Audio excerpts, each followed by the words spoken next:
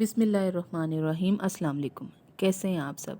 امید ہے کہ سب خیریت سے ہوں گے اور الحمدللہ میں بھی خیریت سے ہوں۔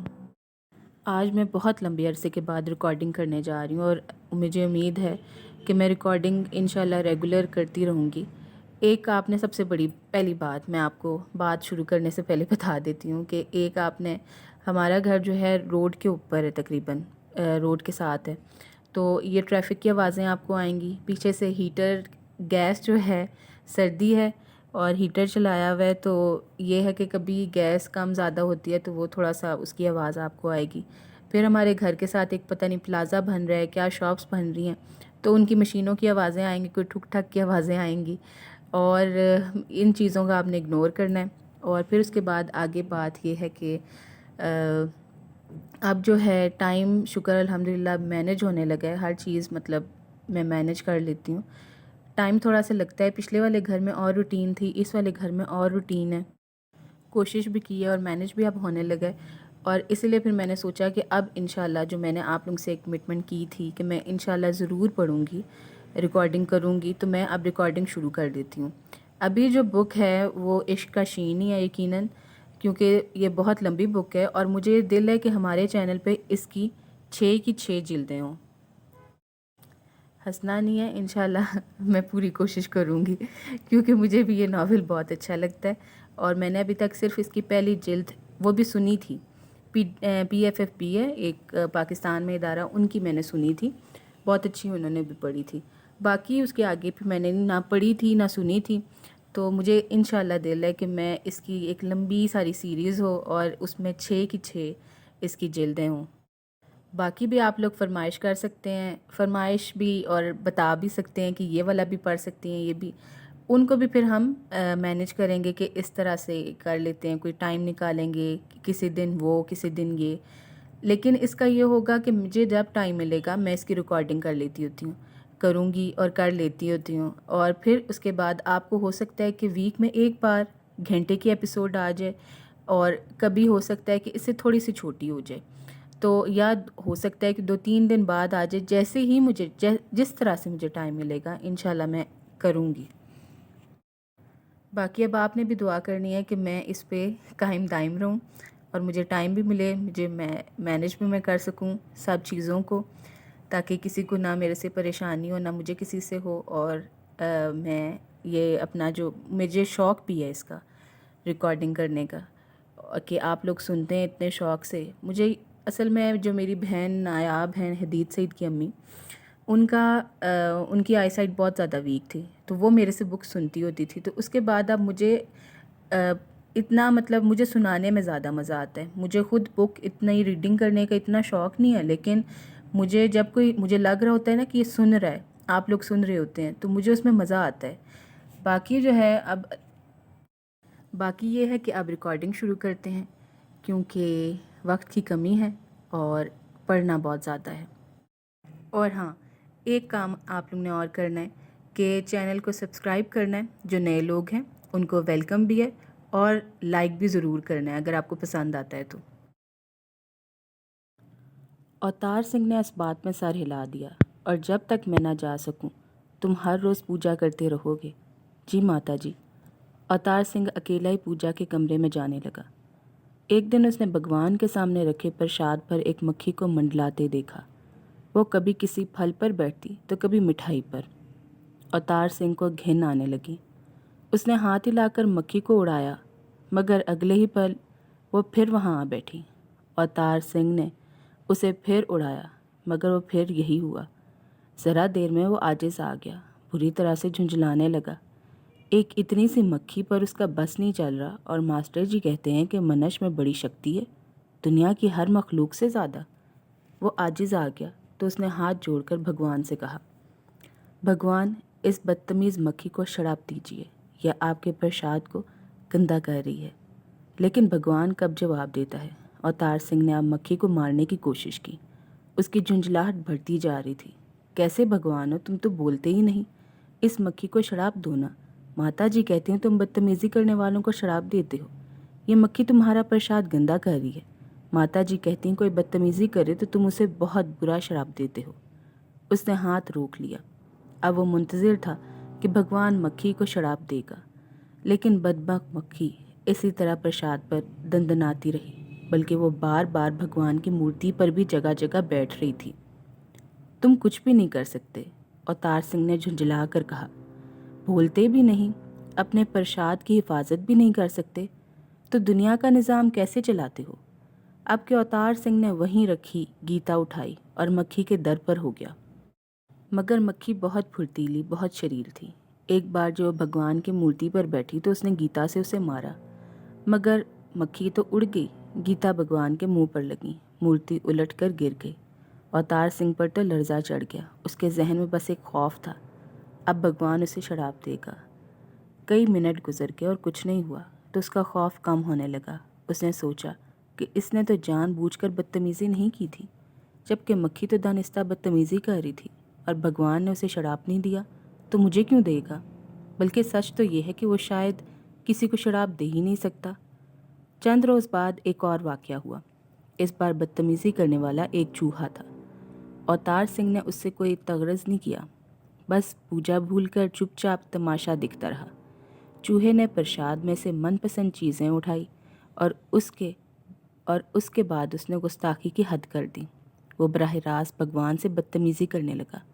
وہ اپنے نوکیلے دانتوں سے شیو جی کی ناک کتر رہا تھا۔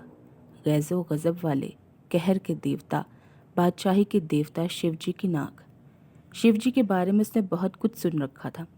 وہ خوف سے شل ہو گیا۔ اب اس چوہے کی خیر نہیں، لیکن چوہے کو کچھ بھی نہیں ہوا۔ شیو جی کی ناک کترنے کے کھیل سے اس کا دل بھر گیا، تو وہ مورتی سے اترا اور نہایت آسودگی کے ساتھ چلتے ہوئے ایک طرف چلا گیا۔ اس روز بھگوان سے تو نہیں،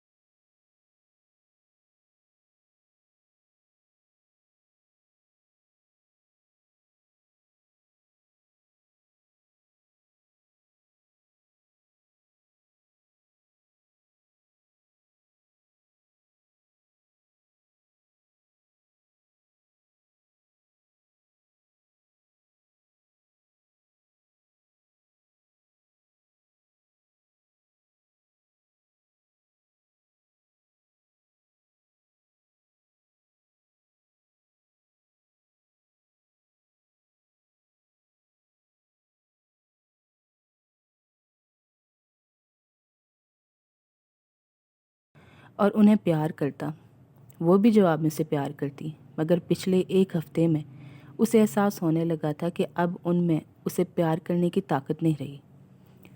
وہ بس نگاہوں میں بے بسی اور حسرت لیے پیاسی آنکھوں سے اسے دیکھتی رہتی تھی۔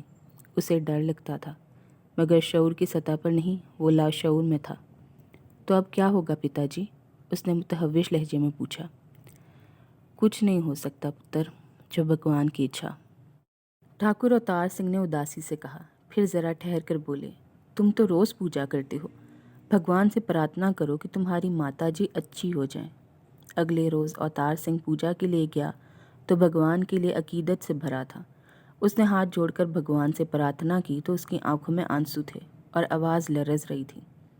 ہے بھگوان، میری ماتا جی کو اچھا کر دو، انہیں جیون دے دو، میں جیون بھر تمہاری پوجا کروں گا، آرتی اتاروں گا، بس تم میری ماتا جی کو پہلے جیسا کر دو۔ ماتا جی کہتی تھی کہ تمہاری شکتی مہان ہے، تم کچھ بھی کر سکتے ہو، مجھے بھیٹ دے دو بھگوان، میری ماتا جی کا جیون مجھے بھیٹ دے دو، میں تمہارا یہ اپکار کبھی نہیں بھولوں گا۔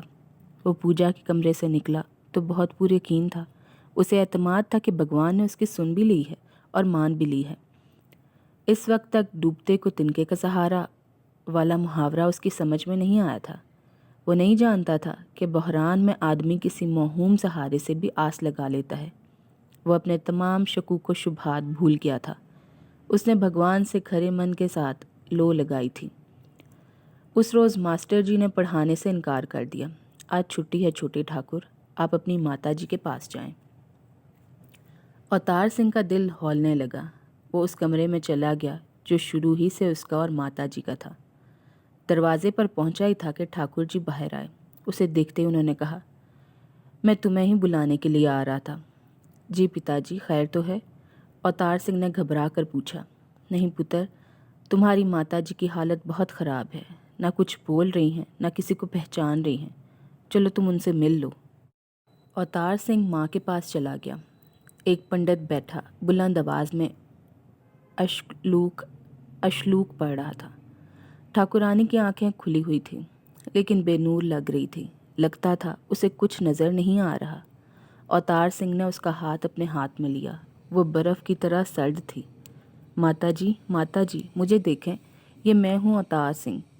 اوتار سنگھ نے اسے پکارا۔ ٹھاکرانی نے جھرجھری سی لی۔ ایک لمحے کو اس کی آنکھیں چمکنے لگیں۔ اس نے بامشکل بیٹے کو کھینچ کر لپٹ لیا۔ اس کا جسم بری طرح لرز رہا تھا۔ اس کے ہونٹ تھر تھرائے لیکن کوئی آواز نہ نکلی۔ ماتا جی، مجھے چھوڑ کر نہ جانا، اوتار سنگھ گڑ گڑایا۔ میں نے بھگوان سے بات کر لی ہے، وہ تمہارے جیون نہیں لیں گے۔ ماتا جی، بولتے بولتے اسے احساس ہوا ماں کے جسم کی لرزش ختم ہو گئی ہے، وہ ساکت ہو گیا ہے۔ اس کا دل بری طرح گھبرانے لگا۔ اسی لمحے کسی نے اس کے کندھے پر شفقت سے ہاتھ رکھا۔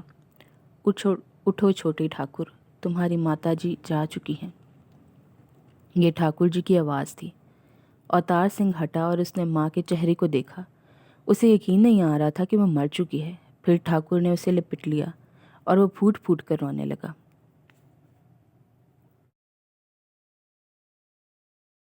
حویلی میں کوہرام مچا تھا۔ سبھی رو رہے تھے۔ پھر مصروفیت بھی تھی۔ ٹھاکرانی کی آخری رسومات کی تیاری ہو رہی تھی۔ ٹھاکر پرتاپ سنگھ سائے کی طرح بیٹے کے ساتھ لگا تھا، مگر پھر اسے اطمینان ہو گیا۔ اوتار سنگھ پہلے تو بہت رویا تھا مگر اب پرسکون ہو گیا تھا۔ البتہ اس کی آنکھوں میں عجیب سی ویرانی تھی، خالی پن تھا۔ ٹھاکر نے پرکھنے کی غرض سے اس سے کچھ باتیں پوچھی۔ اس نے درست جواب دیے لیکن اس کا لہجہ کھویا کھویا سا تھا۔ ٹھاکر مطمئن ہو کر اس کے پاس سے ہٹ گیا۔ اسے بہت کچھ کرنا تھا، رشتہ داروں کو اطلاع کرانی تھی اور بہت سے بندوبست کرنے تھے۔ مگر باہر جاتے اس نے وصال دین سے کہا کہ وہ اس کا خیال رکھے۔ وصال دین اس کے قریب چلا گیا۔ چھوٹے ٹھاکر، کیا کر رہے ہو؟ کچھ نہیں ویر جی۔ کچھ تو سوچ رہے ہو؟ اوتار سنگھ چند لمحے خاموش رہا، پھر بولا، میں کچھ سوچنا چاہتا ہوں مگر مجھے معلوم نہیں کہ کیا، اور میں سوچ بھی نہیں پا رہا ہوں۔ دماغ پر زیادہ زور نہ دو بھائی، وصال دین نے بے ساختہ کہا۔ اوتار سنگھ نے چونک کر اسے دیکھا۔ وصال دین کی آنکھوں میں محبت تھی، دکھ تھا، آنسو تھے، اور اتنی خراب کیفیت میں بھی اوتار سنگھ کو ایک لمحے میں اس غیر معمولی بات کا احساس ہو گیا۔ ویر جی نے پہلی بار اسے بھائی کہہ کر پکارا تھا۔ وہ اسے لپٹ گیا۔ بس ویر جی، ایک وعدہ کرو، اس نے کہا، اب مجھے ہمیشہ ایسے ہی پکارو گے۔ وصال دین کی سمجھ میں کچھ نہیں آیا۔ کیسے پکاروں گا؟ وصال دین، ایسے ہی، بھائی کہہ کر۔ وصال دین نے اسے محبت سے دیکھا۔ میں تمہیں کچھ بھی کہوں، سمجھتا تو یہی ہوں، بس اب مجھے اور کچھ نہ کہنا۔ جب آدمی کسی بہت بڑے غم سے شل ہو جاتا ہے تو اس کیفیت سے نکلنا اس کے لیے آسان نہیں ہوتا۔ بعض اوقات تو لوگ ہفتوں اس کیفیت میں الجھے رہتے ہیں۔ اوتار سنگھ کا یہی حال تھا، لیکن وصال دین کا بھائی کہنا اسے ہوش میں لانے کا بہانہ بن گیا۔ اس کی غم کی کیفیت ختم ہوگی۔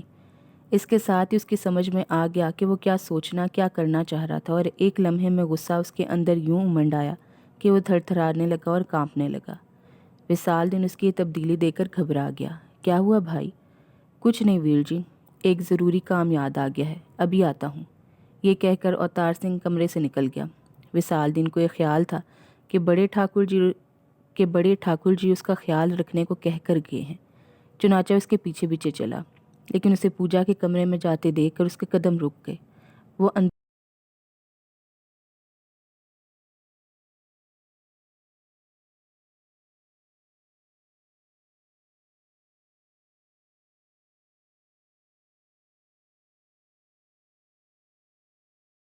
چوہا تو بڑی چیز ہے، تو مکھی سے بھی خود کو نہیں بچا سکتی۔ پھر تو میری ماں کو کیا جیون دے گی؟ میں نے تجھ سے مانگا تو اس لیے کہ میری ماں تجھ پر یقین رکھتی تھی، اور ہم منش لوگ اپنے ماں باپ دادا پر دادا کے یقین پر یقین رکھتے ہیں، چاہے وہ غلط ہو۔ مگر اب میں ایسا نہیں کروں گا، آج کے بعد میں تجھ سے واسطہ نہیں رکھوں گا۔ یہ کہہ کر وہ پلٹا۔ کمرے سے باہر نکلتے اس نے پلٹ کر آخری بار مورتی کو دیکھا۔ اگر تجھ سے بن پڑے تو مجھے شراب ضرور دینا، میں انتظار کروں گا۔ اور وہ باہر نکل آیا۔ اس کے بعد وہ کبھی اس کمرے میں نہیں گیا۔ ایک آدمی کی موت سے زندگی بدل سکتی ہے، دنیا بھی بدل سکتی ہے۔ اوتار سنگھ کے لیے یہ ایک نیا اور بہت بڑا تجربہ تھا۔ اس کی مشاہدے کی قوت غیر معمولی تھی، لیکن یہ مشاہدہ بے حد غیر معمولی تھا کیونکہ اس کی دو جہتیں تھیں۔ وہ دیکھتا تو کچھ بھی پہلے جیسا نہیں لگتا تھا۔ حویلی کی چہل پہل ختم ہو گئی تھی، وہ رونق ہی نہیں رہی تھی جو پہلے ہوتی تھی۔ سب ملازم وہیں تھے، گھر میں کام کرنے والی نوکرانیاں وہیں تھیں، مگر اب خاموشی رہتی تھی۔ کوئی ہنستا، کوئی بولتا نہیں تھا، اور ماتا جی کے دیہانت کے بعد حویلی کا ایک کمرہ بالکل اجڑ گیا تھا۔ وہ کمرہ جو حویلی کا سب سے آراستہ اور پیراستہ کمرہ تھا، اب وہاں کوئی جاتا ہی نہیں تھا، اور وہ ماتا جی کا کمرہ نہیں تھا جو کہ اس کا بھی تھا۔ اجڑا تو پتا جی کا کمرہ تھا۔ وہ اپنا کمرہ چھوڑ کر اس کے پاس آ گئے تھے اور ماتا جی کی جگہ سوتے تھے اس کے پاس۔ وہ باہر دیکھتا تو وہاں کچھ بھی نہیں بدلا تھا۔ سورج اسی طرح اپنے وقت پر طلوع اور غروب ہوتا، پرندے اسی طرح چہچہاتے، ندی اسی طرح بہتی تھی، ہوا ویسے ہی چلتی تھی، لیکن اسے لگتا تھا کہ ہر شے اداس ہے۔ اس نے بات وصال دین سے کہی تو وہ ہنس کر بولا، نہیں بھائی، سب کچھ ویسا ہی ہے، تمہیں ایسا لگتا ہے۔ تو اوتار سنگھ نے سمجھ لیا کہ دنیا کا نظام کبھی تبدیل نہیں ہوتا، کسی کے ہونے نہ ہونے سے کچھ نہیں ہوتا، بس اس سے تعلق رکھنے والوں پر اثر پڑتا ہے۔ اور اس نے یہ بھی سمجھ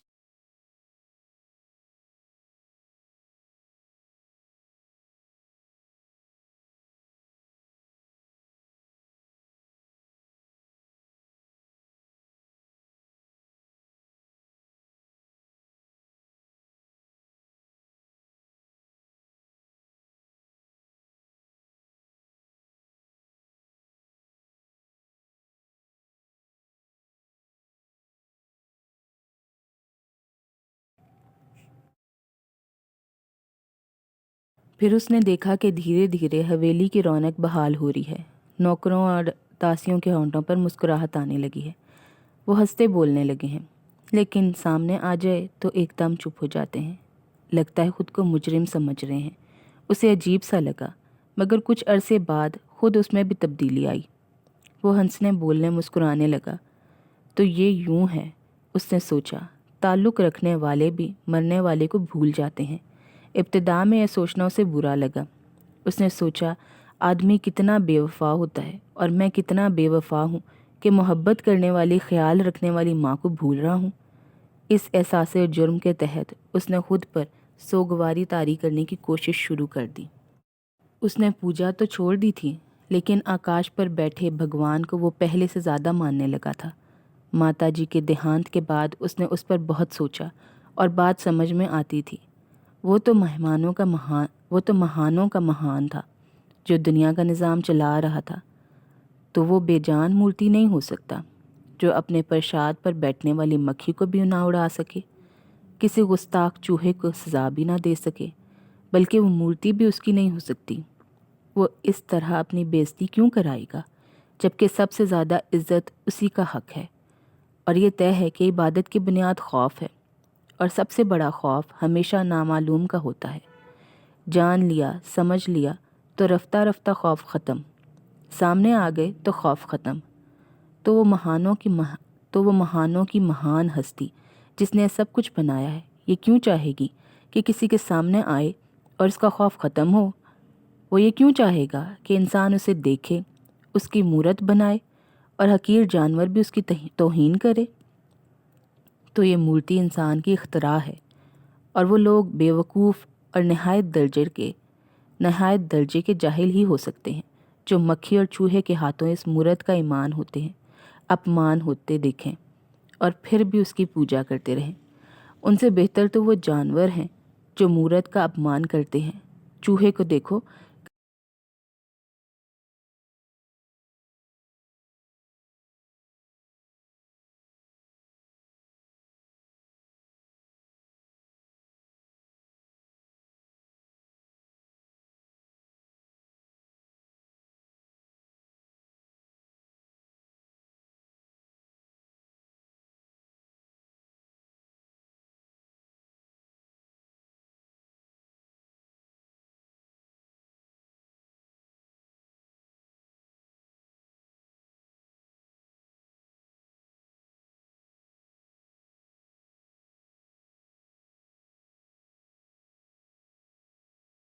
मास्टर जी कि पूरे भारत पर जब भी किसी एक राजा की हुकूमत रही तो पूरे देश में खुशहाली थी?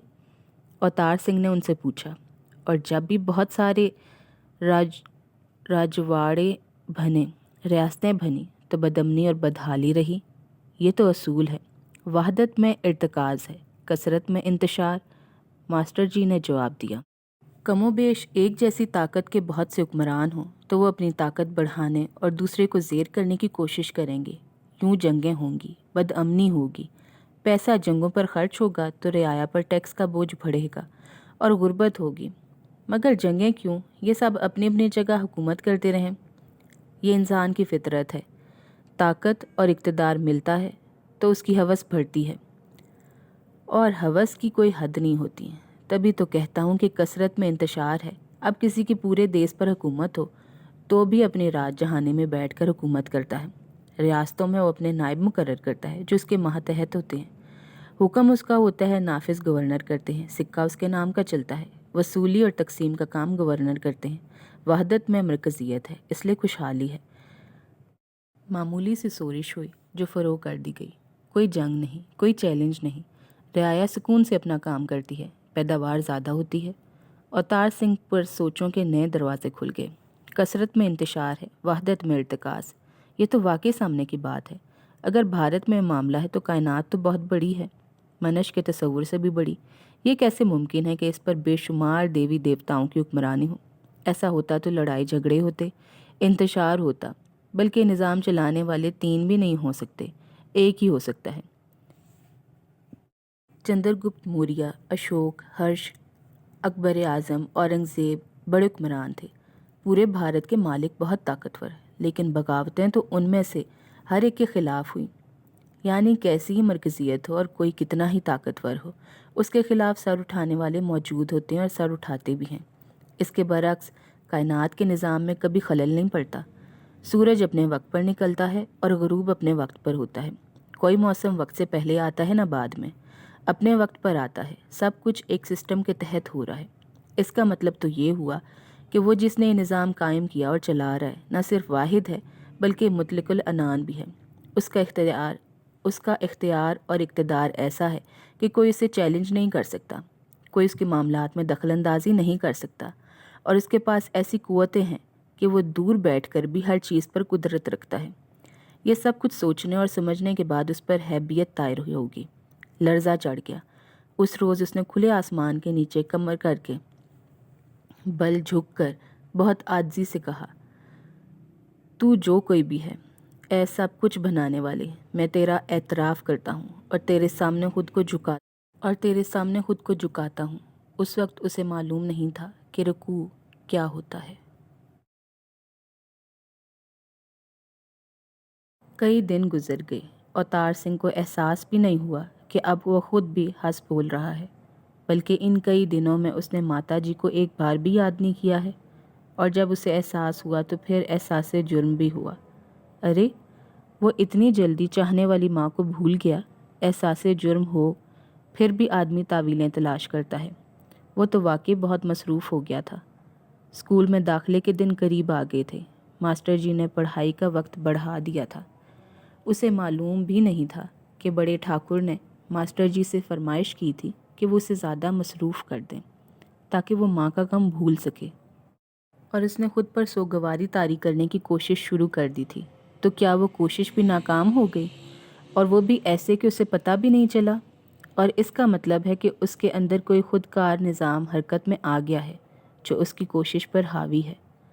अब के माता जी का ख्याल आया तो उसे महरूमी का एहसास और दुख हुआ, मगर इस बार वो गहराई में नहीं था बल्कि सतही था।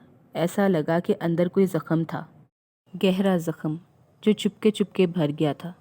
ये तो अवतार सिंह ने बहुत पहले समझ लिया था कि दुनिया में कोई काम खुद ब खुद नहीं होता।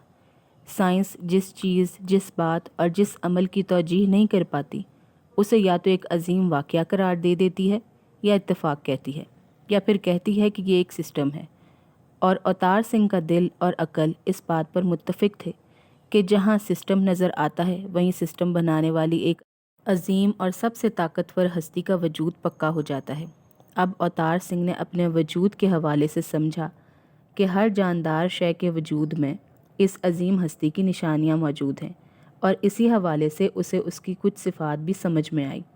وہ یقیناً بہت مہربان ہے، بہت شفیق ہے، اپنی مخلوق کی فکر کرتا ہے، اس نے سب کو زندگی کے لیے وقت کی ایک خاص مقدار دی ہے، اس عرصے تک ہر ایک کو جینا ہے۔ اب کسی کو کوئی بہت بڑا دکھ یا غم لگ جائے تو وہ اپنا جیون تو جیے گا، لیکن مردوں سے بدتر۔ اب یہ اس کی مہربانی ہے کہ وہ آتما کے گہرے زخم بغیر کسی دوا، کسی ظاہری مرہم کے بھر دیتا ہے۔ اب یہی دیکھو کہ ماں کے دیہانت والے روز اسے لگتا تھا اس کی سانس غم کی شدت سے رک جائے گی، دل بند ہو جائے گا، جیسے وہ ماں کے بغیر رہ ہی نہیں سکے گا۔ اگلے دن غم کچھ ہلکا ہوا، پھر ہر گزرتے دن کے ساتھ اور ہلکا ہوتا گیا، یہاں تک کہ اسے بے وفائی کے مجرمانہ احساس کے تحت اس غم کو زبردستی خود پر طاری کرنا پڑا۔ اس کے باوجود وہ زخم بھر چکا ہے، بس یاد کے ساتھ ہلکی سی ٹیس اٹھتی ہے اور بس۔ تو وہ مہربان ہے، اپنی مخلوق کا خیال رکھتا ہے، ان کے غم دور کرتا ہے۔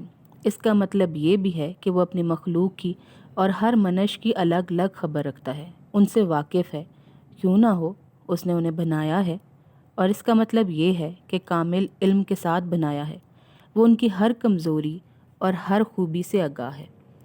اس لمحے اوتار سنگھ کا احساس جرم مٹ گیا۔ اس نے اس اندیکھی مہان ہستی کا شکر ادا کیا کہ اس نے اس کا غم دور کیا تاکہ وہ اپنا جیون جاری رکھے۔ تو ضرور اس جیون کا کوئی مقصد بھی ہے، یقیناً ہے، لیکن یہ وہ مقام تھا جہاں اوتار سنگھ ہار جاتا تھا۔ بہرحال اس نے اپنا جیون پھر سے جینا شروع کر دیا۔ 6 ماہ بعد اسکول میں داخلے کا مرحلہ آ گیا۔ ٹھاکر پرتاپ سنگھ کے لیے وہ مرحلہ بہت کڑا تھا۔ ابھی تو وہ بیوی کی دائمی جدائی کے صدمے سے بھی پوری طرح نہیں سنبھلا تھا۔ اس چہیتے بیٹے کے سوا اس کے پاس کچھ بھی تو نہیں تھا۔ وہ نہ ہوتا تو شاید جیون میں اس کی دلچسپی ہی نہ رہتی۔ اسے خود سے دور کرنے کا حوصلہ ہی نہیں ہو رہا تھا۔ وہ بری طرح ڈاواں ڈول ہو گیا۔ پہلے تو اس نے سوچا کہ اوتار سنگھ کو اسکول میں داخل کرانے کا خیال ہی دل سے نکال دے، لیکن وہ خود تعلیم یافتہ تھا۔ بیٹے کو تعلیم سے محروم رکھ کر وہ اس پر ظلم کیسے کر سکتا تھا؟ پھر اس کے ذہن میں ایک اور حل آیا، کیوں نہ وہ بھی بیٹے کے ساتھ دہلی چلا جائے۔ اب اس کا یہاں دل نہیں لگے گا، لیکن یہ ممکن نہیں تھا۔ اتنی بڑی جاگیر کے معاملات دیکھنا کوئی معمولی بات نہیں تھی۔ یہ نہیں کہ اسے جاگیر سے کوئی دلچسپی رہ گئی ہو، مگر یہ سب کچھ اس کے چھوٹے ٹھاکر کا تھا۔ جب تک وہ تعلیم مکمل کر کے واپس آئے اور یہ سب کچھ سنبھالنے کے قابل ہو، تب تک اسے ہی یہ ذمہ داری نبھانا تھا۔ پھر اسے ایک اور خیال آیا اور وہ جمال الدین کے گھر چلا گیا۔ رنجنا کی موت کے بعد وہ پہلا موقع تھا کہ وہ اس کے گھر گیا تھا۔ وقت ایسا تھا کہ اوتار سنگھ اور وصال الدین ماسٹر جی سے پڑھ رہے تھے۔ حمیدہ نے جلدی جلدی چارپائی پر گدا بچھایا اور چادر پھیلائی اور تکیہ لگایا۔ بیٹھیے ویر جی۔ لیکن ٹھاکر اصرار کے باوجود چارپائی پر نیم دراز بھی نہیں ہوا، پاؤں لٹکا کر ہی بیٹھ گیا۔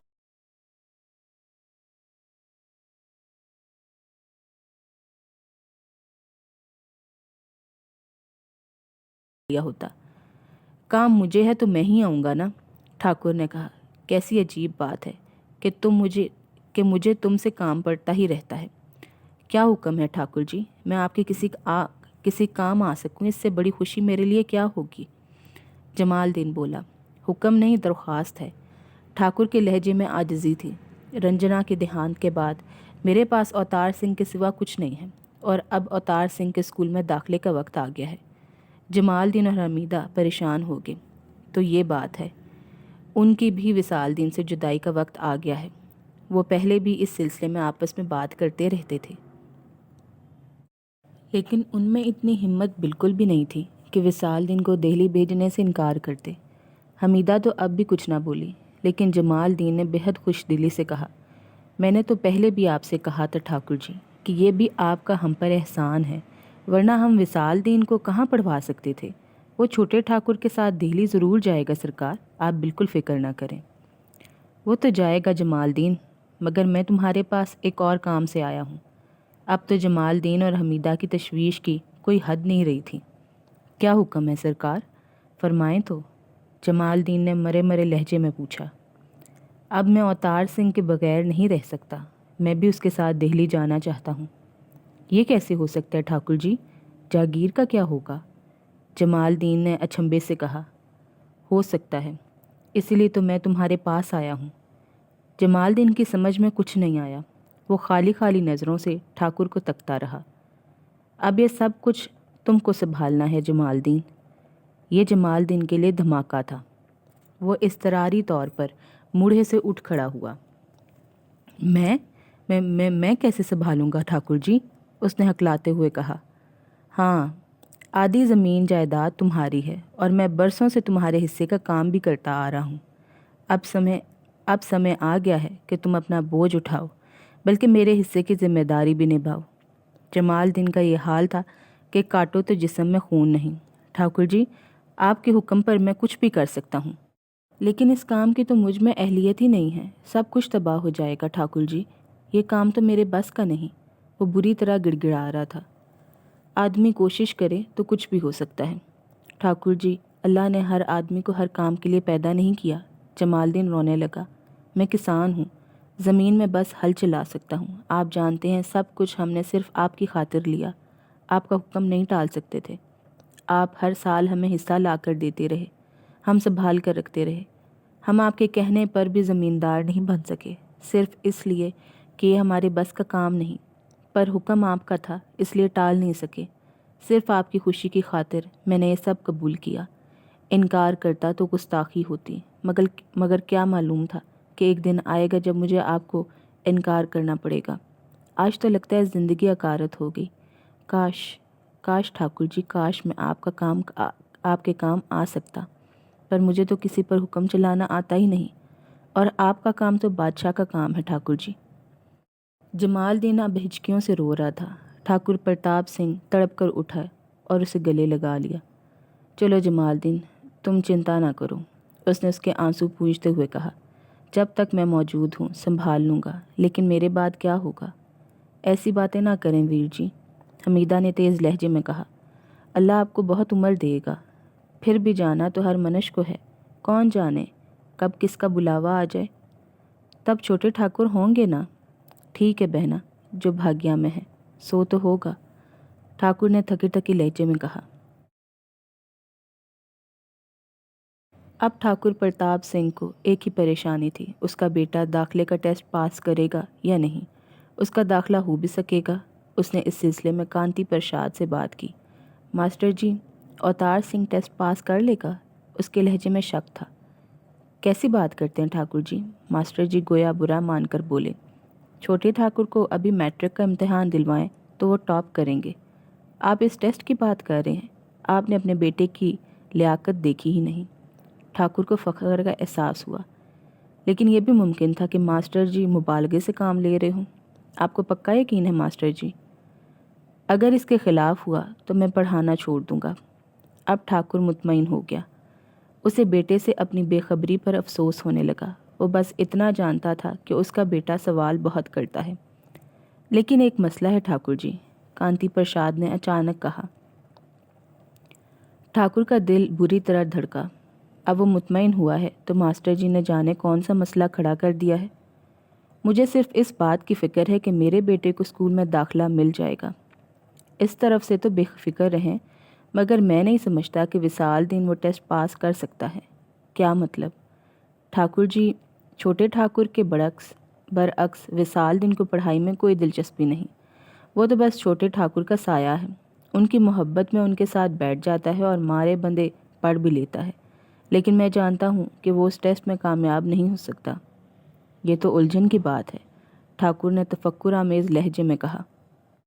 اوتار سنگھ بھی اس کے بغیر نہیں رہ سکتا۔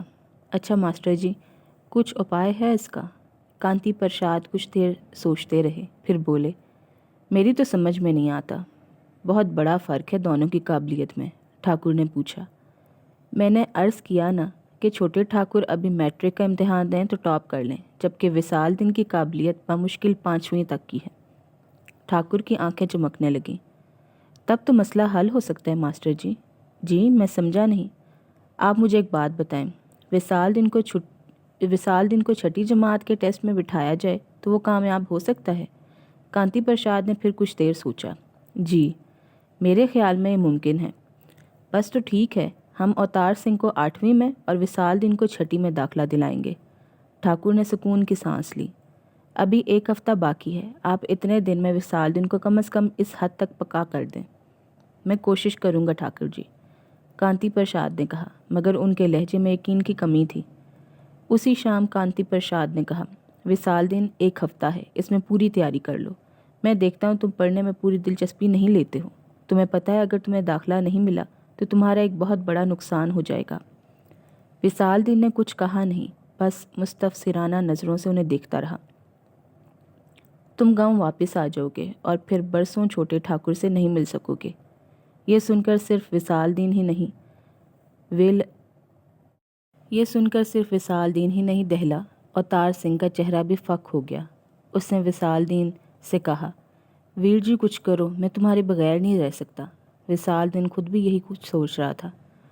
خوف بہت بڑا محرک ہوتا ہے۔ اس دن سے وصال دین کی پڑھائی کو پر لگ گئے۔ اس رات کسی کو نیند نہیں آ رہی تھی۔ حویلی میں ٹھاکر اور اوتار سنگھ کروٹیں بدل رہے تھے تو گاؤں کے اس سرے پر جمال دین، حمیدہ اور وصال دین بھی نیند سے محروم تھے۔ سونے کا ڈھونگ نبھانا ناممکن ہو گیا تو جمال دین اٹھ بیٹھا۔ حمیدہ تم جاگ رہی ہو نا؟ اس نے سرگوشی میں کہا۔ ہاں جی، اب تو بس اللہ کی مہربانی ہوگی تبھی نیند آئے گی۔ حمیدہ بھی اٹھ بیٹھی۔ ہاں آج تو میں سو ہی نہیں سکتا، مجھے تو لگتا ہے اب مجھے کبھی گہری نیند آئے گی نہیں، حمیدہ نے آہ بھر کر کہا۔ پھر رندی آواز میں بولی، کیا ضروری تھا کہ ہمارا بیٹا بھی پڑھنے کے لیے اتنی دور جاتا؟ یہ تو نصیب کی بات ہے، جانا ہے تو جانا ہے، اللہ صبر دیتا ہے، جمال دین نے سمجھانے والے انداز میں کہا۔ میری نیند تو کسی اور ہی خیال سے اڑی ہے، حمیدہ چونکی۔ کیا بات ہے؟ ہمارا گھر اس گاؤں میں اکیلا مسلمان گھر ہے۔ جمال دین کے لہجے میں فکر مندی تھی۔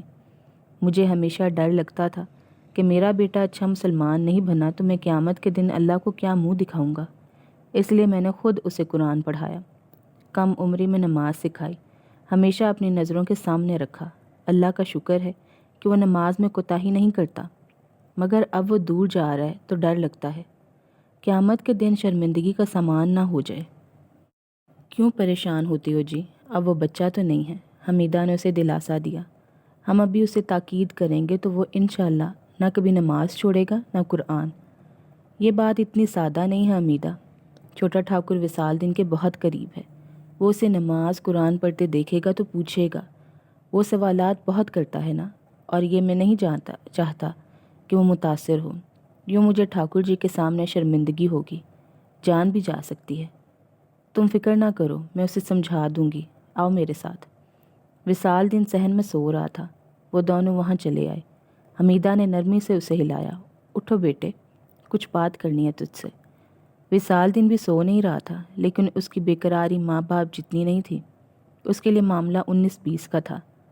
ایک طرف ماں باپ تھے تو دوسری طرف اوتار سنگھ تھا، جس سے وہ سوائے سونے کے وقت کے کبھی دور نہیں ہوتا تھا۔ وہ اس کا واحد ہم جولی، واحد دوست تھا، اور وہ ذہنی طور پر تیار بھی تھا کیونکہ اس پہلو پر غور کرتا رہا تھا۔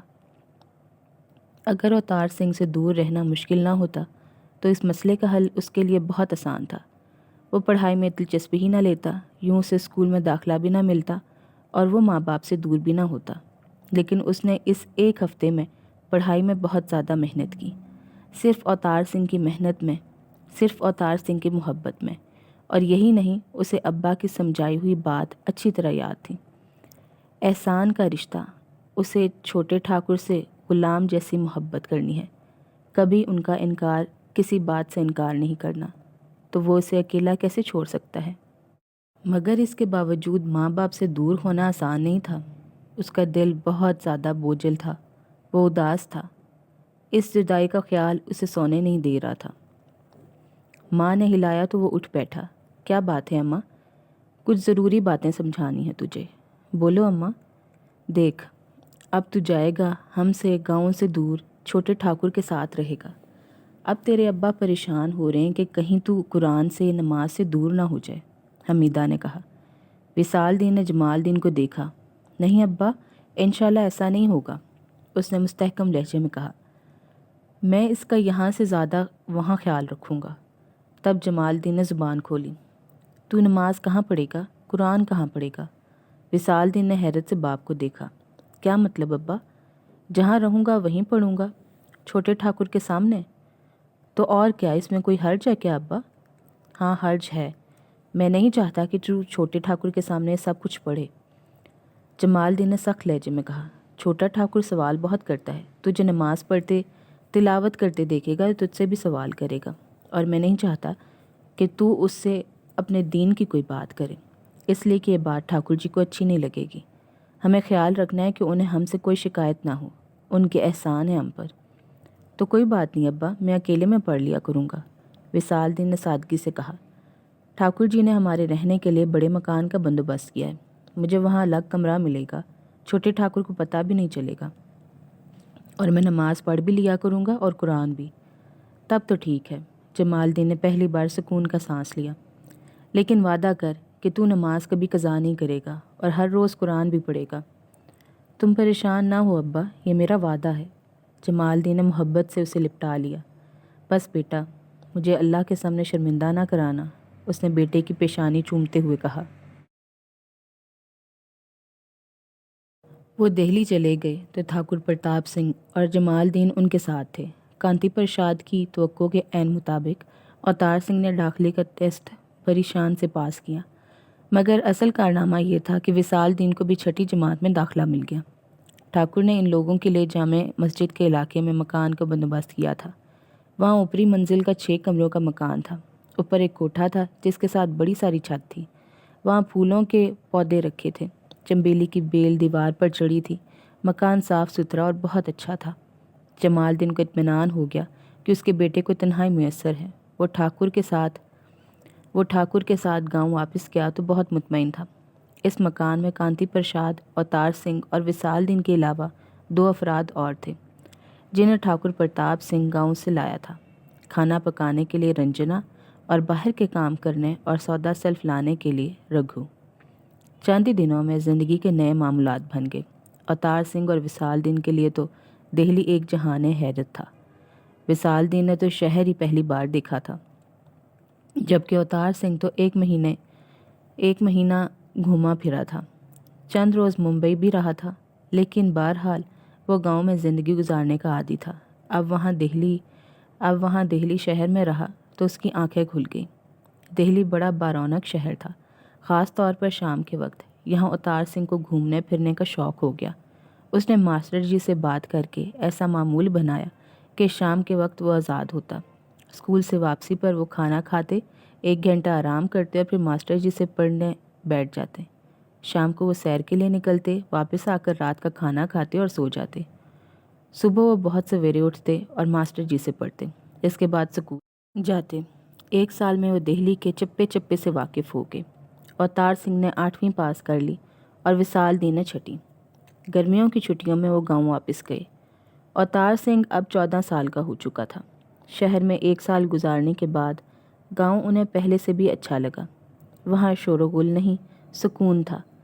وہاں آ کر اوتار سنگھ کو احساس ہوا کہ دہلی نے اسے کتنا تبدیل کر دیا ہے۔ اس 1 سال میں اس کا تجسس صرف مادی اور ظاہری چیزوں تک محدود ہو گیا تھا۔ اس نے سوچنا اور غور کرنا چھوڑ دیا تھا۔ اسے یاد آیا کہ اس کے ذہن میں بہت سے سوال تھے جن کے جواب اسے کھوجنے تھے، لیکن دہلی میں یہ عمل رک گیا تھا۔ اسے افسوس ہونے لگا۔ تنہائی میں بیٹھ کر سوچنا اسے کتنا اچھا لگتا تھا۔ دہلی میں اس تنہائی کو اس نے خود چھوڑ دیا تھا۔ گاؤں میں اس نے پھر سے سوچنا شروع کر دیا۔ تبھی اسے احساس ہوا کہ دہلی میں اس نے گھومنے پھرنے، سیر کرنے میں جو وقت صرف کیا وہ ضائع نہیں ہوا۔ اس سے تو اس کے مشاہدات میں زبردست اضافہ ہوا تھا، اور وہ ہمیشہ مشاہدات ہی کی بنیاد پر سوچتا آیا تھا۔ البتہ ایک کمی ضرور ہوئی تھی۔ ماسٹر جی سے اس کا تعلق صرف پڑھائی تک محدود ہو گیا تھا، ورنہ پہلے وہ ان سے ہر طرح کی باتیں کرتا تھا۔ گاؤں میں اس کی چھٹیاں صرف اپنے نظریات کو تازہ کرنے میں گزر گئیں۔ بہرحال 1 سال کا ٹوٹا ہوا رابطہ پھر سے جڑ گیا۔ دہلی میں ان کا دوسرا سال بالکل مختلف تھا۔ شام کے وقت وہ گھومنے کے لیے ضرور نکلتے، کبھی چاندنی چوک کی طرف اور کبھی جمنا کے کنارے۔ مگر اوتار سنگھ اکھڑا اکھڑا رہتا تھا اور ذرا ہی دیر بعد گھر واپس پہنچنے کی بات کرتا۔ گھر پہنچنے کے بعد وہ اپنے کمرے میں بند ہو جاتا تھا۔ وصال دین نے باپ کی بات کا پوری طرح خیال رکھا تھا۔ وہ تنہائی ہی میں نماز پڑھتا اور تنہائی ہی میں قرآن۔ اس کے نتیجے میں نماز میں بے قاعدگی بھی ہوتی تھی۔ اسکول کا چوکیدار مسلمان تھا۔ ایک دن اس نے اسے ٹوک دیا، تم تو مسلمان ہو، نماز کیوں نہیں پڑھتے؟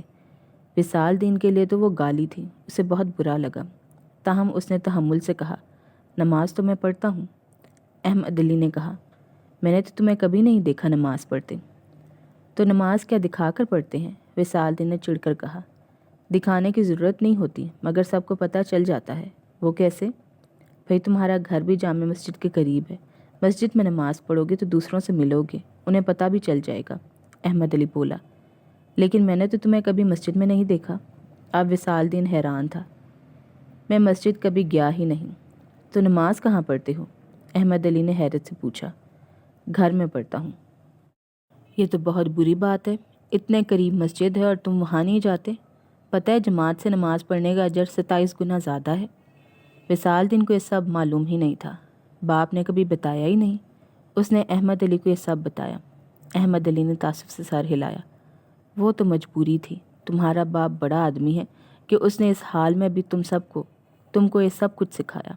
مگر یہاں بات اور ہے، مسلمان بہت ہیں، مسجدیں بھی ہیں، اذان ہوتی ہے جو کہ بلاوا ہے، چلو میں تمہیں سکھاؤں گا، آج ظہر کے وقت مجھے مسجد کے باہر ملنا۔ اس روز وصال دین ظہر پڑھنے احمد علی کے ساتھ گیا، اس کا دل خوش ہو گیا، یہ تو بہت آسان تھا۔ مسجد گئے اور نماز پڑھ لی، مسجد میں قرآن بھی تھا، وہیں بیٹھ کر پڑھ لیا۔ گھر میں تو اوتار سنگھ کی وجہ سے نماز کبھی قضا بھی ہو جاتی تھی، اس کی مشکل آسان ہوگی، بس اسے یہ فکر رہتی تھی کہ وہ چپکے سے نماز پڑھنے کے لیے نکلتا تھا۔ اگر اس دوران اوتار سنگھ اس کی غیر حاضری کو محسوس کر لے اور اس سے پوچھے کہ وہ کہاں تھا تو اسے جھوٹ بولنا پڑے گا، لیکن اس کی کبھی نوبت نہیں آئی۔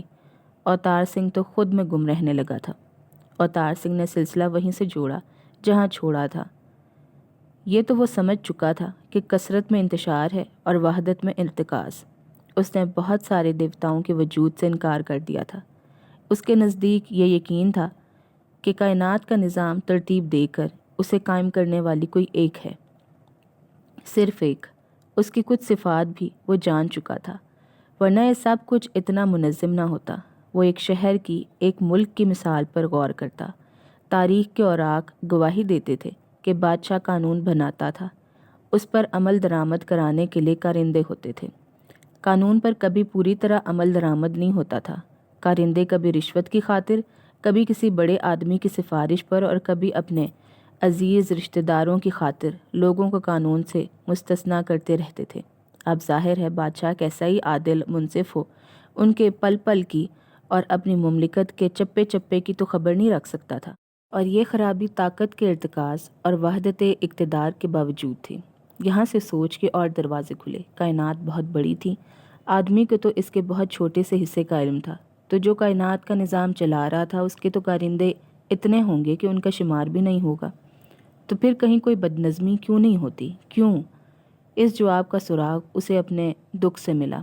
اسے یاد تھا جب ماں کی موت کا غم وہ بھولا تھا، تب اس نے سمجھا تھا کہ اوپر والا اپنی مخلوق کی ہر منش کی الگ الگ خبر رکھتا ہے، وہ ان سے واقف ہے، ان کی ہر کمزوری، ہر خوبی سے آگاہ ہے۔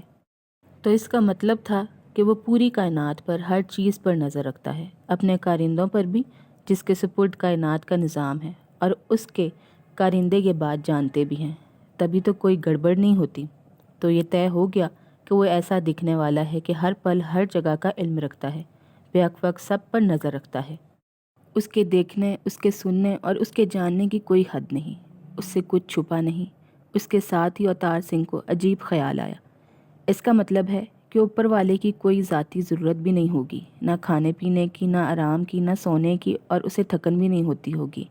اور اس کا دیکھنا آنکھ کا، منش کا دیکھنا نہیں، منش کی تو نظر محدود ہے، ایک حد سے آگے نہیں جاتی۔ ایسے اس کا سننا کان کا سنتا نہیں، فاصلہ زیادہ ہو تو منش تک آواز نہیں پہنچتی۔ اس کا دیکھنا اور اس کا سننا اور اس کا جاننا لامحدود ہے۔ آدمی صرف ایک طرف دیکھتا ہے، جبکہ وہ ہر طرف دیکھتا ہے، وہ زمین کے اندر تک دیکھتا ہے، تبھی تو پوری کائنات سے باخبر رہتا ہے۔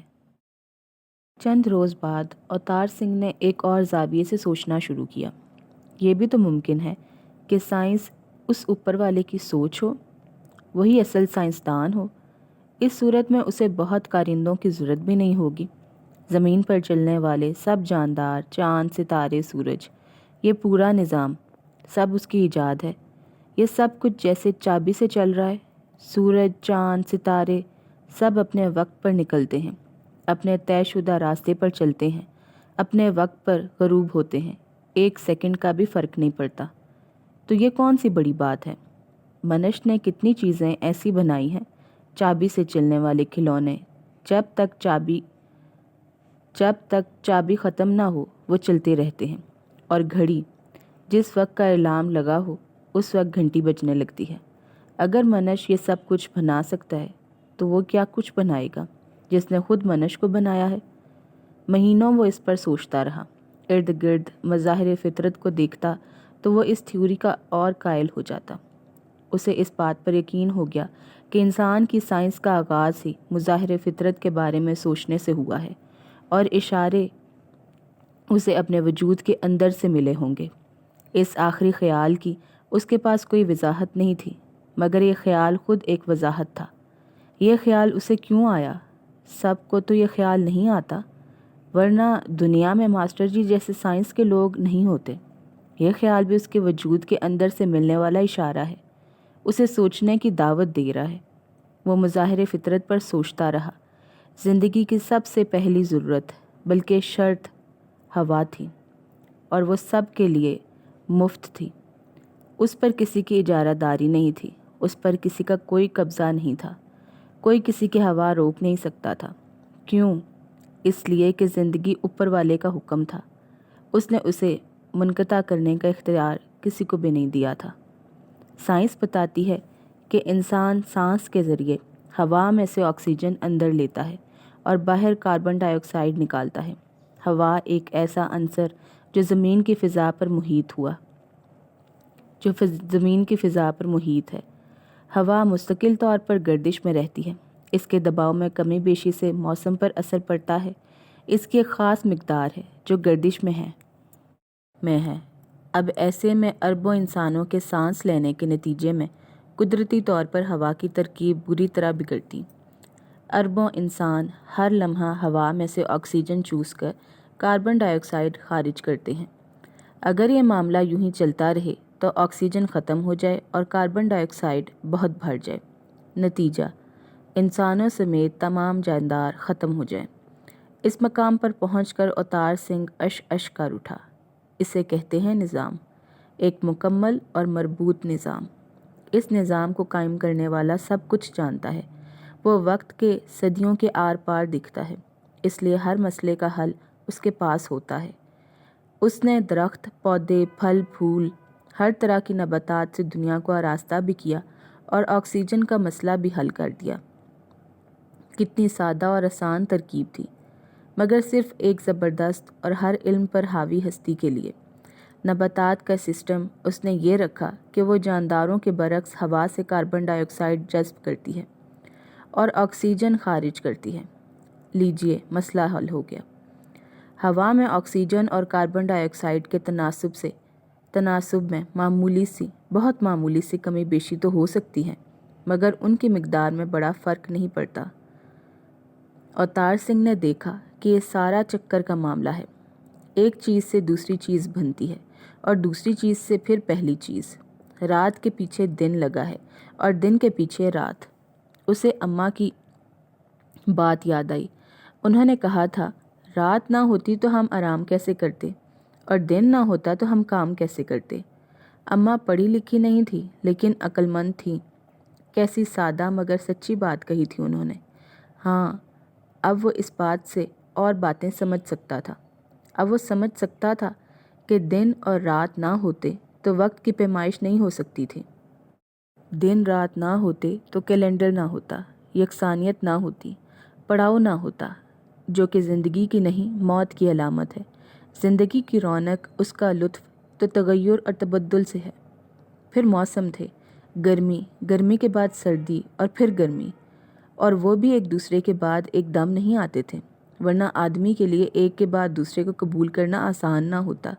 گرمی کے بعد موسم میں ہلکی سی بتدریج تبدیلی تاکہ آدمی کے لیے قبول کرنا آسان ہو جائے، وہ خزاں ہوتی تھی، اور سردی کے بعد ہلکی سی بتدریج تبدیلی بہار تھی۔ یہ ایک سال میں وقت کے 4 ذائقے تھے، پھر اس میں بھی تنوع تھا، گرمی کی بارش اور سردی کی بارش۔ اوپر والا کتنا مہربان تھا، اس نے انسان کو اکتاہٹ کا شکار ہونے سے بچانے کے لیے کتنا اہتمام کیا تھا۔ اوتار سنگھ نے باری باری تصور کیا کہ صرف ایک موسم میں جی رہا ہے۔ صرف تصور ہی میں اس پر مر جانے کی حد تک گھبراہٹ اور اکتاہٹ طاری ہوگی۔ چکر کی، سائیکل کی ایک اور بہت بڑی مثال پانی تھا۔ پانی کا سب سے بڑا ذخیرہ سمندر تھا، اتنا بڑا ذخیرہ کہ سمندر میں پانی کی مقدار کا اندازہ کرنا بھی ناممکن تھا۔ اس کی گہرائی بھی نامعلوم تھی، لیکن اس کا پانی بہت کھاری بلکہ کڑوا تھا، کسی کام بھی نہیں آ سکتا تھا، نہ پینے کے، نہ گھریلو کام کاج کے، اور نہ آبپاشی کے لیے۔ اس نے خود چکھ کر دیکھا تھا۔ کام کا پانی دریا، جھیل، ندی اور چشموں کی شکل میں تھا۔ یہ سب چیزیں آبادی کے بستیوں کے درمیان بہتی تھیں۔ ان کے پانی سے انسانوں کی مختلف ضروریات پوری ہوتی تھیں۔ پانی ایک ایسی بنیادی ضرورت تھی جس کے بغیر زندگی ناممکن تھی، مگر پانی کا استعمال بہت زیادہ تھا، جبکہ ذرائع بہت محدود تھے۔ یہاں اوپر والے سائنسدان کا بنایا ہوا ایک اور عظیم نظام سامنے آتا تھا۔ سمندر پر دھوپ پڑتی تو عمل تبخیر ہوتا، پانی بخارات میں تبدیل ہوتا، ہلکے ہونے کی وجہ سے بخارات اوپر اٹھتے اور بادلوں کی شکل اختیار کرتے، پھر پانی کو اٹھائے ہوئے یہ بادل ہوا کے دوش پر سفر کرتے اور ان کے پاس میٹھا اور صاف پانی ہوتا، کیونکہ نمک اور دیگر کثافتیں عمل تبخیر کے نتیجے میں ساحل پر ہی رہ گئی ہوتی تھیں۔ یوں بارش کے ذریعے یہ صاف ستھرا میٹھا پانی انسانوں تک پہنچتا۔ یہ گویا ایک عظیم فلٹر پلانٹ تھا، اور اتنا عظیم منصوبہ کوئی زبردست اور ذی علم ہستی ہی بنا سکتی تھی۔ پھر اوتار سنگھ نے ارتقائے انسان پر غور کرنا شروع کیا۔ یہ تو اس نے بہت پہلے سمجھ لیا تھا کہ اتفاق کوئی چیز نہیں جو آدمی کی سمجھ میں نہ آئے، جس کی کوئی ظاہری وجہ نظر نہ آئے، وہ اسے اتفاق قرار دیتا ہے، صرف اپنی کم علمی چھپانے کے لیے۔ انسان کی ترقی ہی اس بات کا ثبوت ہے کہ وہ بہت محدود علم رکھتا ہے۔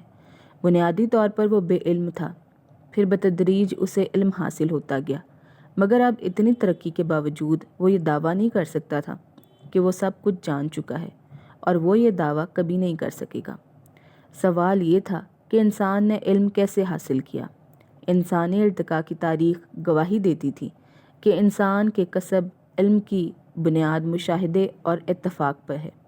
ہمیشہ انہی کی وجہ سے اسے کوئی خیال سوچا، پھر اس نے اسے تجربات کی کسوٹی پر پرکھ کر اس کی تصدیق کی اور اسے دوسروں کی طرف بڑھایا۔ اب ان میں سے اتفاق کو اوتار سنگھ مانتا ہی نہیں تھا۔ اس کے نزدیک اتفاق کائنات کا نظام قائم کرنے اور چلانے والے کی منصوبہ بندی تھی، جو نہ دکھائی دیتی تھی اور نہ ہی سمجھ میں آتی تھی۔ اتفاق کو نہ ماننے کی معقول وجہ تھی اس کے پاس۔ بچپن سے اس کے ساتھ ایسا ہوتا تھا اور اکثر ہوتا تھا۔ اس کے دل میں بیٹھے بیٹھے خیال آتا کہ راجو آئی ہے۔ راجو سے اسے بڑی انسیت تھی۔ اگلے لمحے بند دروازہ کھلتا اور راجو نمودار ہوتی۔ ایسا بہت سے لوگوں کے معاملے میں ہوا۔ بارہا اس نے اعلان کر دیا، پھر کسی نے پوچھا، تمہیں کیسے معلوم ہوا؟ پتہ نہیں، بس مجھے خیال آیا تھا، وہ جواب دیتا۔ پھر اس نے خود لوگوں سے پوچھنا شروع کیا کہ اسے کیسے معلوم ہو جاتا ہے۔ سب اس پر متفق تھے کہ یہ اتفاق ہے جو کہ اس کے ساتھ ہوتا ہے، بلکہ یہ تقریباً سبھی کے ساتھ ہوتا تھا، کسی کے ساتھ کم اور کسی کے ساتھ زیادہ۔ اب اوتار سنگھ کی سمجھ میں یہ بات نہیں آتی تھی، اتفاق ایک بار ہو جائے، 2 بار ہو جائے، بار بار ہو تو اسے اتفاق نہیں کہتے، اور پھر اس کا اندازہ ایک بار بھی غلط نہیں ہوا تھا۔ اس نے ماسٹر جی سے اس پر بحث کی تھی، مگر وہ بس اتفاق ہے کہہ کر بات ختم کر دیتے۔ پھر ایک دن وہ اماں اور ویر جی کے پاس ان کے گھر میں بیٹھا تھا۔ اچانک اس کے منہ سے نکلا، اماں چاچا جی آ رہے ہیں۔ ویر جی دروازہ کھولا۔ حمیدہ نے چونک کر اسے دیکھا۔ نہیں بیٹا، ابھی ان کے آنے کا وقت نہیں ہوا۔ نہیں اماں، چاچا جی آ رہے ہیں۔ حمیدہ نے اسے عجیب سی نظروں سے دیکھا۔ تمہارے کان بج رہے ہیں بیٹا؟ مگر اسی لمحے دروازے پر دستک ہوئی۔ وصال دی نے دروازہ کھولا۔ جمال دین اندر آ گیا۔ یہ ہیلی کاپٹر گزر ہے اور اس کی وجہ سے ہماری کھڑکیوں کے شیشے بجنے لگتے ہیں۔ ویسے اتنا محسوس نہیں ہو رہا ریکارڈنگ میں نے سنا ہے۔ حمیدہ اٹھ کر اس کی طرف لپکی۔ کیا ہوا، خیر تو ہے؟ کچھ نہیں، صبح ہلکا سا بخار تھا، اب تیز ہو گیا۔ میں وید جی سے دعا لیتا آیا ہوں، انہوں نے کہا ہے آرام کرو۔ جمال دین اندر کمرے میں جا کر لیٹ گیا۔ حمیدہ اوتار سنگھ کو بہت غور سے دیکھ رہی تھی۔ تمہیں کیسے پتہ چل گیا تھا بیٹے؟ اس نے اس سے پوچھا۔ پتہ نہیں اماں، بس مجھے معلوم ہو جاتا ہے خود بخود۔ قدموں کی چاپ سنائی دیتی تھی؟ نہیں اماں، بس میرے دل میں خیال آیا تھا کہ اچانک۔ اوتار سنگھ نے کہا۔ پہلے بھی ایسا ہوا ہے کبھی؟ حمیدہ تفتیش کر رہی تھی۔ ہوتا رہتا ہے اماں، اوتار سنگھ نے بے پرواہی سے کہا۔ کوئی نہیں بتاتا کہ ایسا کیوں ہوتا ہے، سب کہتے ہیں یہ اتفاق ہے۔ حمیدہ کسی گہری سوچ میں ڈوب گئی۔ اسے کیا کیا کچھ یاد آ گیا۔ ننھا سا اوتار سنگھ جو بھوکا تھا مگر ماں کی چھاتیوں سے ابلتا ہوا دودھ قبول نہیں کر رہا تھا، اور اس نے حمیدہ کی طرف ہاتھ بڑھایا تھا، جیسے قسم کھائی ہو کہ دودھ پیے گا تو بس اس کا پیے گا، اور اس نے اپنی ضد پوری کر کے چھوڑی تھی۔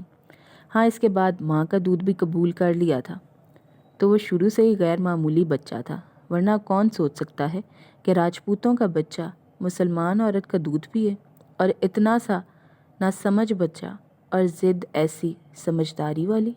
اللہ کے بھید اللہ ہی جانے۔ تمہیں بتاؤ اماں، میرے ساتھ ایسا کیوں ہوتا ہے؟ اوتار سنگھ نے کہا۔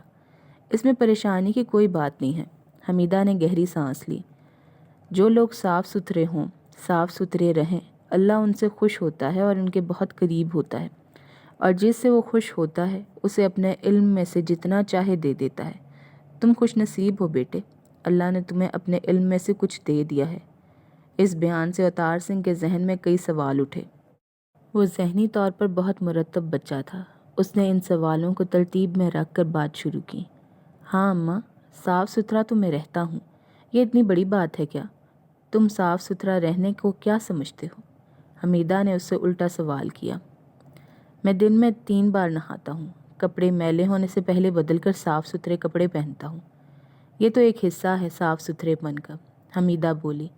اپنے جسم کو پاک صاف رکھنا، روز نہانا اور صاف کپڑے پہننا، لیکن آدمی کو اندر سے بھی صاف ستھرا رہنا چاہیے۔ اندر سے؟ اوتار سنگھ نے حیرت سے کہا۔ ہاں بیٹے، اندر ہی، خیال اندر ہی تو پیدا ہوتا ہے۔ یہ بات اوتار سنگھ کی سمجھ میں آ گئی، یہ سچ تھا۔ خیال تو دل میں آتا تھا۔ دل میں؟ اور اس کے لیے خون کا صاف ستھرا ہونا بھی ضروری ہے۔ حمیدہ نے اپنی بات پوری کی۔ تو دل کو اور خون کو کیسے صاف کیا جا سکتا ہے؟ دھویا تو نہیں جا سکتا انہیں، اوتار سنگھ نے اعتراض کیا۔ خون غذا سے بنتا ہے، خون کی صفائی اس میں ہے کہ آدمی حلال کھائے، حرام نہ کھائے۔ یہ حلال حرام کیا ہوتا ہے اماں؟ اپنی محنت کی کمائی حلال ہے، کسی کی چیز بغیر اجازت کے لینا، چوری، بے ایمانی، کوئی بھی ناجائز کام، یہ سب حرام ہے۔ حمیدہ نے کہا۔ پھر اندر روح بھی ہوتی ہے، آتما؟ اوتار سنگھ نے جلدی سے کہا۔ ہاں، آتما کو پاک صاف رکھنے کے لیے اچھے کام، نیکیاں ہوتی ہیں۔ آدمی سچ بولے، لوگوں کے کام آئے اور برے کاموں سے بچے، جھوٹ نہ بولے، کسی انسان کو تکلیف نہ پہنچائے، یوں آدمی صاف ستھرا ہوتا ہے، تو پھر اللہ اس سے خوش ہوتا ہے، اس کے قریب ہوتا ہے، اس پر مہربان ہوتا ہے، اور اسے کچھ بھی دے دیتا ہے، یہاں تک کہ اپنے علم میں سے بھی کچھ علم دے دیتا ہے۔ علم میں سے کچھ علم؟ اوتار سنگھ نے دوسرا نکتہ اٹھایا۔ ہاں، کچھ، بہت تھوڑا۔ تو اللہ کے پاس بہت علم ہے؟ بہت نہیں، سارا علم۔ حمیدہ کے لہجے میں خفگی تھی۔ علم سارے کا سارا اللہ کا ہے، اور جو وہ بہت تھوڑا علم دیتا ہے تو وہ بھی بندے کے لیے بہت زیادہ ہوتا ہے۔ تو اللہ مجھ سے خوش ہے، میرے بہت قریب ہے؟ ہاں بیٹے، بس تم ہمیشہ اچھے رہنا۔ وہ ساری باتیں اوتار سنگھ کے دل میں اتر گئی تھیں۔ اس دن کے بعد وہ صفائی پر اور توجہ دینے لگا۔ وہ دن میں 2 بار نہاتا، سچ بولتا تاکہ اللہ اس سے خوش رہے، مگر پھر کچھ عرصے کے بعد اماں نے اس سے اللہ کی باتیں کرنا چھوڑ دی۔ بہرکیف اس کے ساتھ جب بھی ایسی کوئی بات ہوتی، وہ خوش ہوتا کہ اللہ اب بھی اس سے خوش ہے، اس کے قریب ہے۔ یہ نکتہ وہ کبھی نہیں بھولا۔ تو وہ اتفاق کو کیسے مان سکتا تھا؟ انسانی ارتقاء کی تاریخ بتاتی تھی کہ اوپر والے نے دنیا بنائی، جاندار پیدا کیے، نباتات اگائی اور ایک مکمل سسٹم بنایا۔ اس نے انسان کو پیدا کر کے یوں ہی نہیں چھوڑ دیا، اس نے اسے سکھایا بھی۔ وہ قدرت والا، بہت زبردست اور سب کچھ جاننے والا ہے، اس لیے اسے آدمی کے سامنے آنے اور اس سے اپنی آواز میں بات کرنے کی ضرورت نہیں تھی۔ اس نے مظاہر فطرت کے ذریعے اسے بہت کچھ سکھایا، اور اس کا تعلیم دینے کا سب سے بڑا ذریعہ خیال ہے، جو وہ جب چاہے کسی کے دل میں ڈال دیتا ہے۔ کم علم لوگ جو صرف اپنے حصوں پر یقین رکھتے ہیں اسے اتفاق کہتے ہیں۔ آدمی کو کشش ثقل کا علم کیسے ہوا؟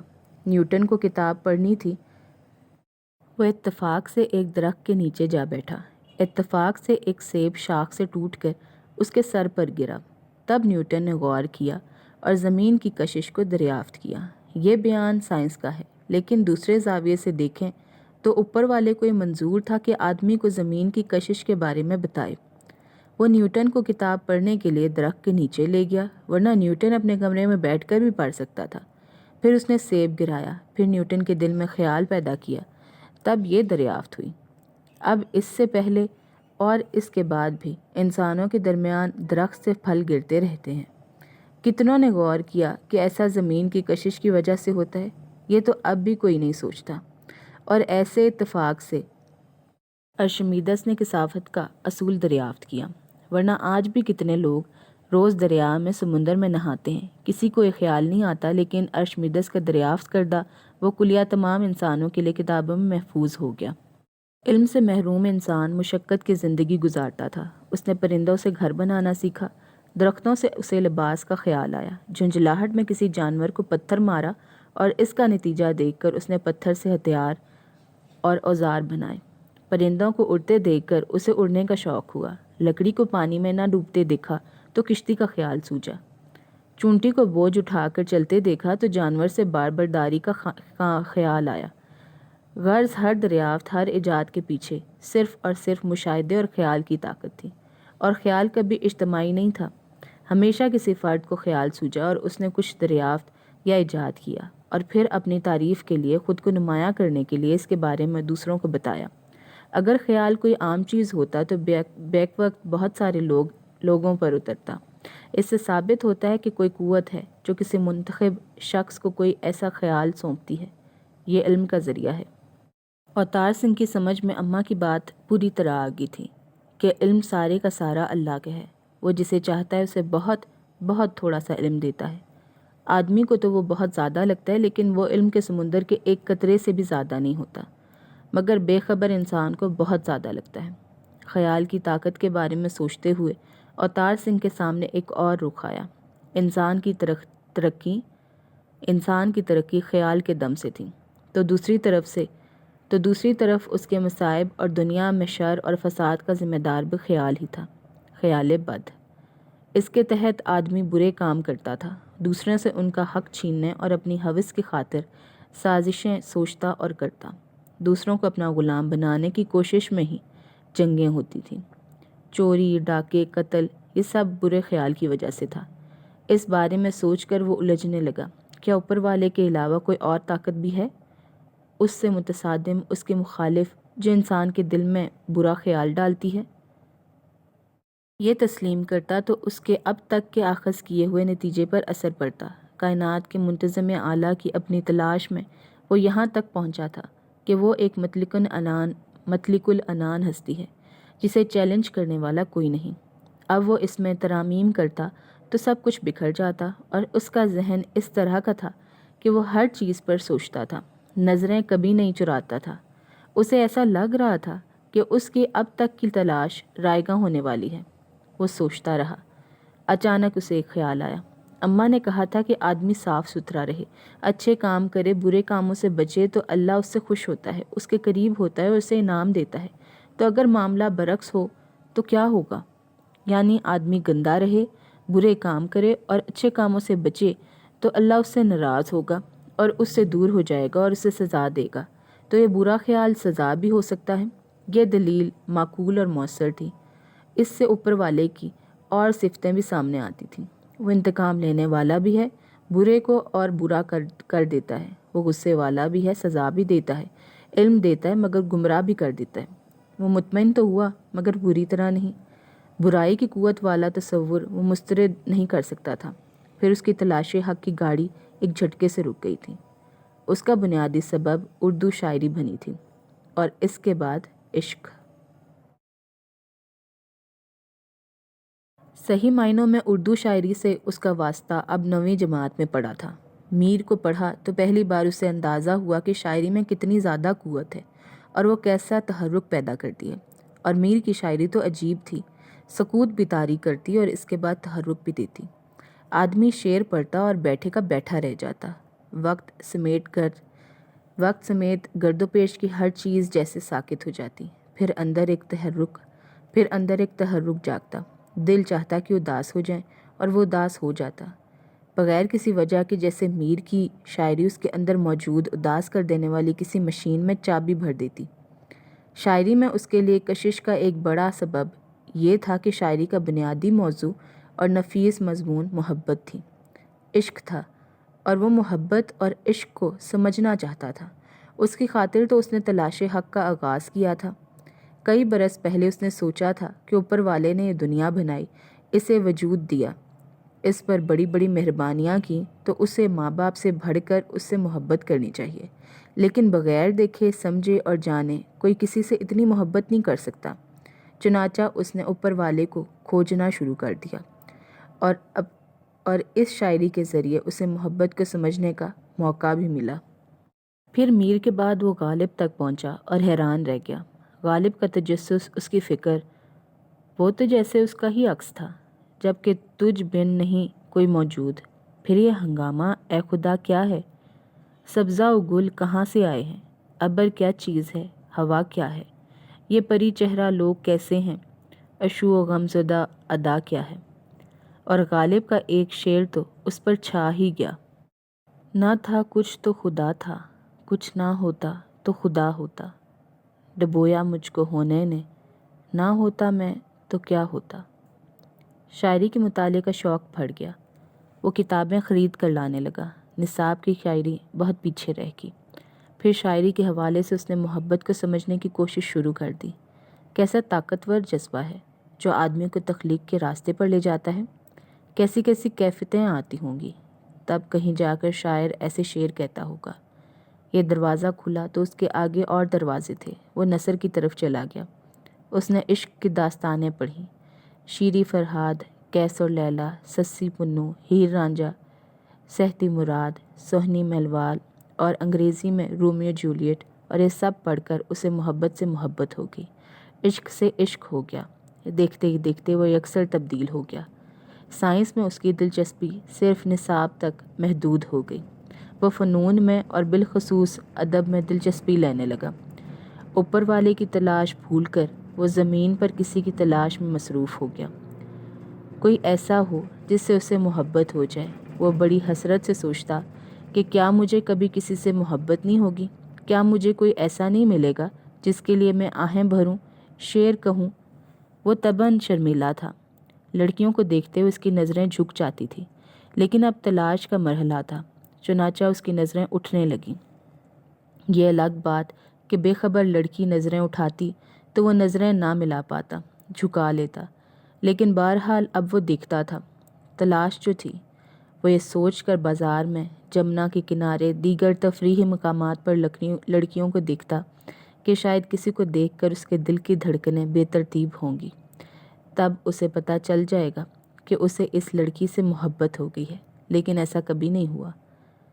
شاعری کے ذریعے اس نے بہت کچھ سمجھا اور سیکھا تھا۔ شاعری میں بوس و کنار بھی تھا اور جسمی اختلاط بھی۔ ایسے شعر پڑھ کر وہ ہیجان میں مبتلا ہوتا، جسم میں سنسنی سی دوڑنے لگتی، اندر وحشت سے امنڈتی۔ وہ اس سے لطف اندوز ہوتا، لیکن پھر ایک جھٹکا لگتا۔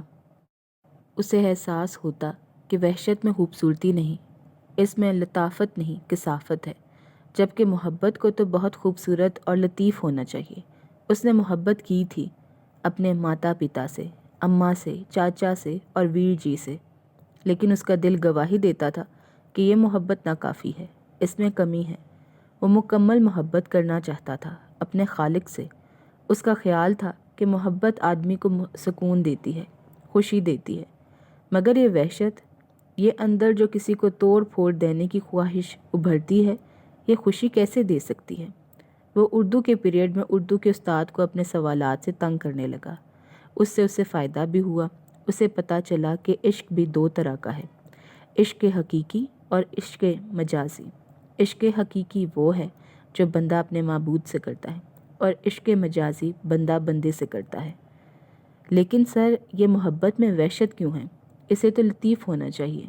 محبت تو لطیف ہی ہوتی ہے، سر نے کہا۔ محبت کی تعریف پر غور کرو۔ اور محبت کی تعریف کیا ہے سر؟ محبت کرنے والے کو اپنے محبوب سے کوئی غرض، کوئی طلب نہیں ہوتی۔ وہ اپنے محبوب سے بدلے میں کچھ بھی نہیں مانگتا۔ محبت بھی نہیں، التفات کی ایک نظر بھی نہیں، وہ تو بس محبت کیے جاتا ہے، کیونکہ محبت ایک خودکار جذبہ ہے جو دل میں خود بخود بھر آتا ہے۔ تو محبت کرنے والا تو محبت کرنے پر مجبور ہے، وہ کوئی شرط عائد نہیں کر سکتا۔ یہ محبت نہیں کہ محبوب جواب میں محبت نہ دے تو اسے چھوڑ کر کسی اور سے محبت کر لو، یہ تو پھر کاروبار ہوا۔ اب اوتار سنگھ، جو اتفاق کو نہیں مانتا تھا، خودکار جذبے کو کیسے مان لیتا؟ اس کا تو مطلب یہ ہے کہ اوپر والا خیال کی طرح کسی کو کسی کی محبت بھی سونپ دیتا ہے۔ لیکن تجربہ کرنا بھی ضروری تھا۔ اس نے کئی لڑکیوں سے بلا ارادہ محبت کرنی چاہی، لیکن ناکام رہا۔ بات سمجھ میں آ رہی تھی۔ ایک اور موقع پر سر نے اسے کہا کہ وہ چھٹی کے بعد ان سے ملے۔ وہ چھٹی کے بعد ان سے ملا۔ جی سر، بات یہ ہے اوتار سنگھ کہ تم ایسی باتیں جاننا چاہتے ہو جو ابھی کلاس میں پڑھانا مناسب نہیں۔ سر بولے، لیکن میں سمجھتا ہوں کہ تمہیں بتانا بھی ضروری ہے، ورنہ تم گمراہی میں پڑ سکتے ہو۔